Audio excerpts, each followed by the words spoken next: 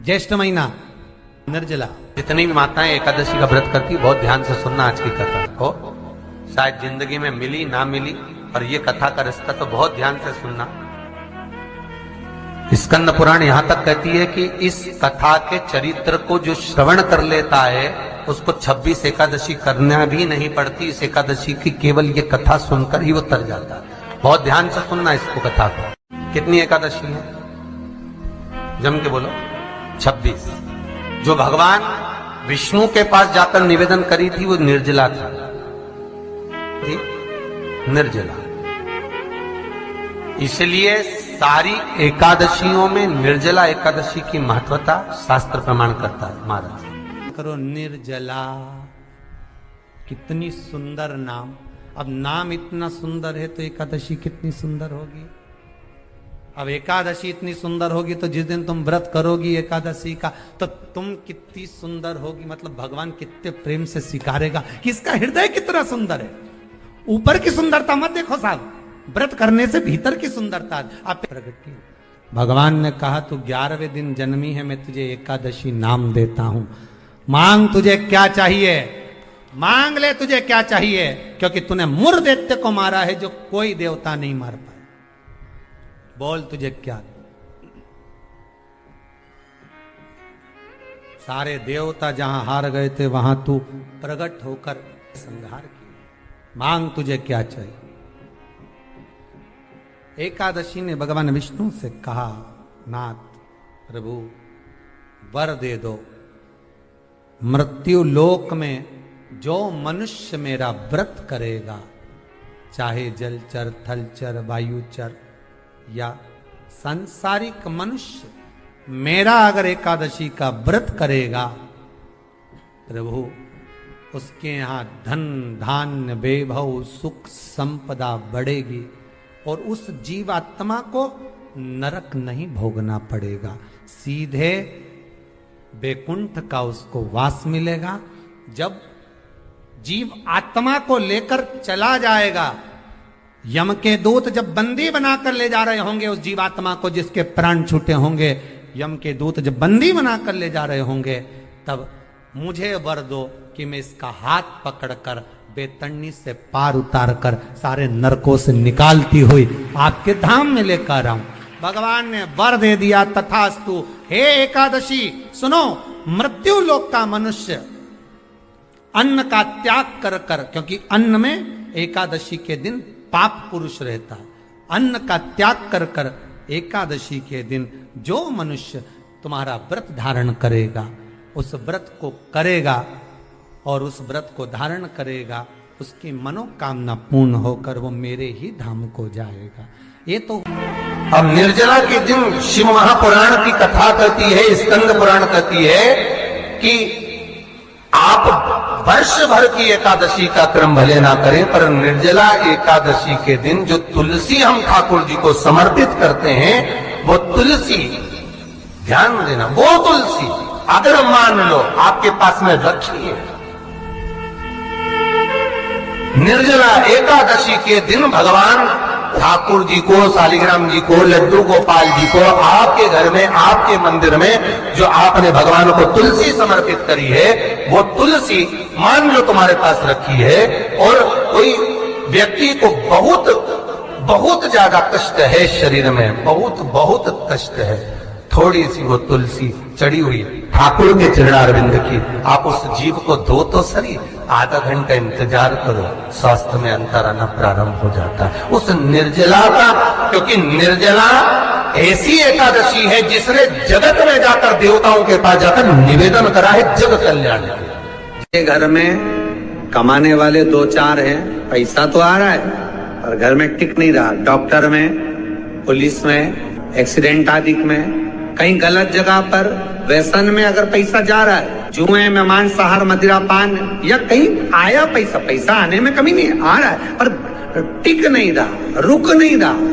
कोई मांगने आ गया, दे दिया, फिर वहां से अपने पास नहीं आ रहा, अपन कह रहे हैं भैया हमारा पैसा लौटा दो, नहीं आ रहा। तो महाराज शिव महापुराण की कथा कहती है, एकादशी के दिन गंगा के जल में मात्र 7 बेलपत्री डालकर जो नंदीश्वर भगवान अर्थात जो शंकर जी के शिवलिंग के सामने नंदी होता है, उस नंदी के चरण पर गंगा का जल चढ़ाकर बेलपत्री शिव पर समर्पित कर देता है, उसके घर में रुपया रुकना चालू हो जाता है। फिर वो गलत जगह पर नहीं जाता, गलत स्थान पर वो धन जाएगा ही नहीं। बेटा अगर व्यसन में पड़ा हुआ है, मदिरापान में पड़ा हुआ है, मांसाहार में, जुए आदि में जा रहा है, तुम्हें लग रहा है कि मेरा बेटा गलत मार्ग पर जा रहा है, ये मित्र दोस्ती गलत हो रही है, वो सही जगह पर जाए। कई लोग इसको धन के लिए भी करते हैं, संपदा के लिए। संपदा के लिए अर्थात जिसका व्यापार नहीं चलता, जिसके घर में पैसा नहीं आता, या नौकरी नहीं लग रही, या सर्विस नहीं लग रही, आप अप्लाई कर रहे हो, जगह जगह जाकर इंटरव्यू भी दे रहे हो और पैसा नहीं आ, तो उसके लिए भी प्रयास किया जाता। पर उसके लिए यहाँ पर जो धन के लिए करते हैं, उसके लिए विष्णुपदी के लिए करते हैं। मतलब जैसे गंगा के जल में तुलसी के 11 पत्ते डाले जाते हैं। कितने पत्ते डालते हैं?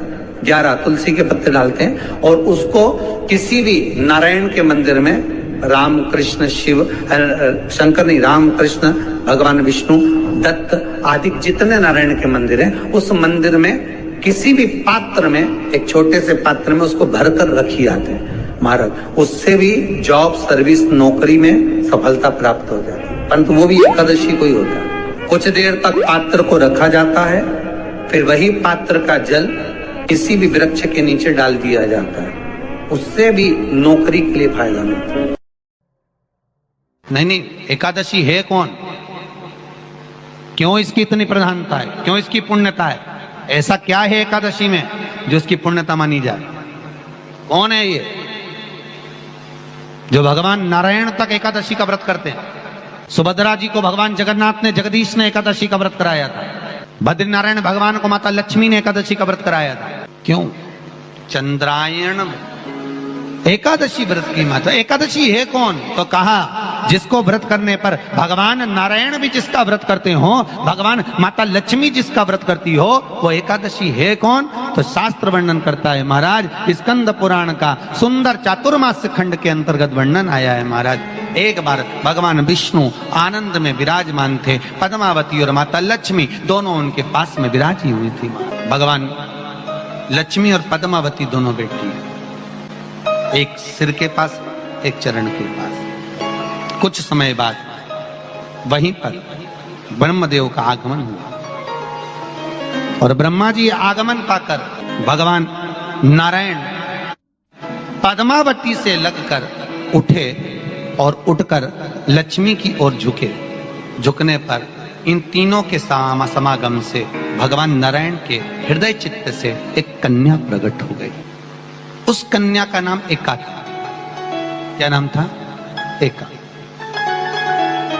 अब 10 उसके गुण इतने प्रबल थे, वो 10 गुण उसके बड़े प्रबल थे कि वो एका जिसको निहारती थी उसको संपदावान बना देती थी।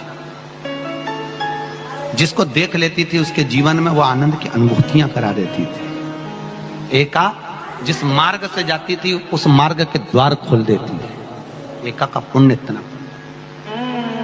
इतना पुण्य प्रखर। पद्मावती और लक्ष्मी ने कहा, महाराज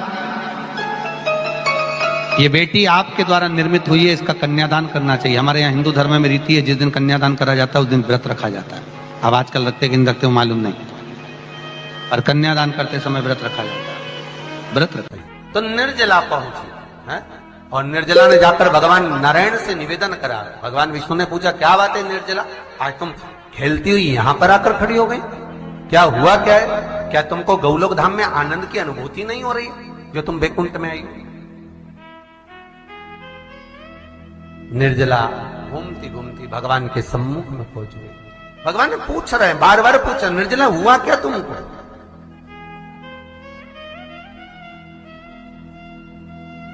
ए निर्जला, ए एकादशी, हुआ क्या है तुमको? क्या कारण है तुम्हारे यहां आने का, वैकुंठ पहुंचने का?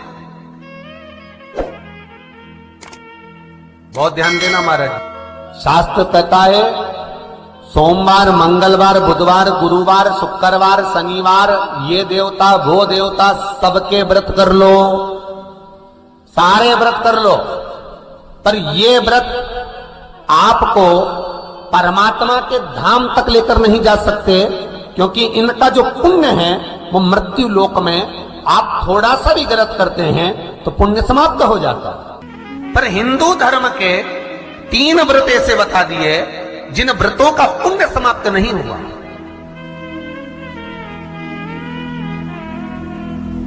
हिंदू धर्म के 3 व्रत ऐसे हो गए जिनका पुण्य समाप्त नहीं हुआ महाराज। क्यों? जिनका पुण्य प्रबलता में बढ़ता गया। पहले नंबर पर एकादशी,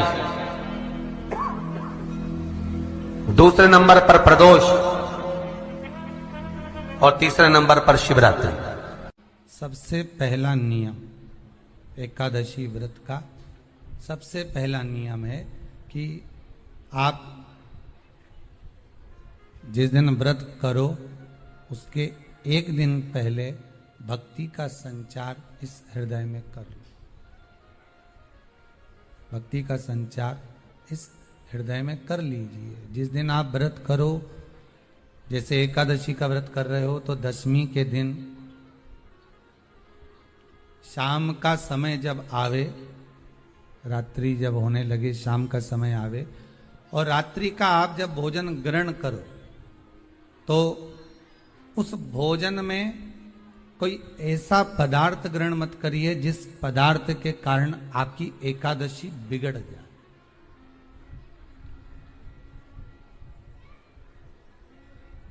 कोई बेकार भोजन हमें ग्रहण नहीं करना।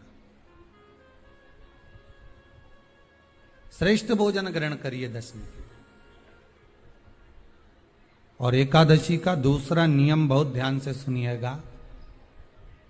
जिस दिन आपकी एकादशी का व्रत हो उस दिन प्रयास करिएगा कि अपने हाथ से किसी भी वृक्ष की कोई पत्ती टूटे ना। अपने हाथ से किसी भी वृक्ष की, पौधे की, किसी भी वृक्ष की पत्ती अपने हाथ से ना टूटे। बहुत ध्यान दीजिएगा महाराज। एकादशी का ये दूसरा नियम है कि अपने हाथ से किसी पौधे की, किसी वृक्ष की, किसी डाली की कोई पत्ती टूटे ना, कोई पत्ती ना टूटे, इसका प्रयास करिए।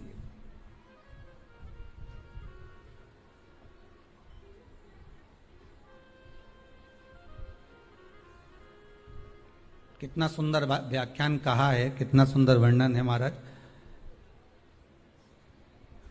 कि मात्र एकादशी का व्रत कर लेने पर, मात्र एकादशी का व्रत कर लेने पर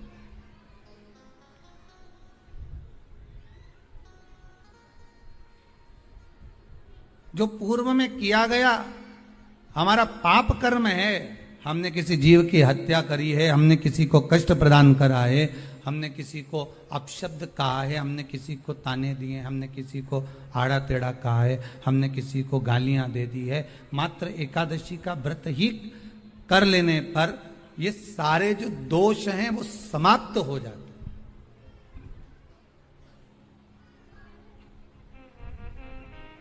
सारे दोष हमारे समाप्ति पर आ जाते हैं।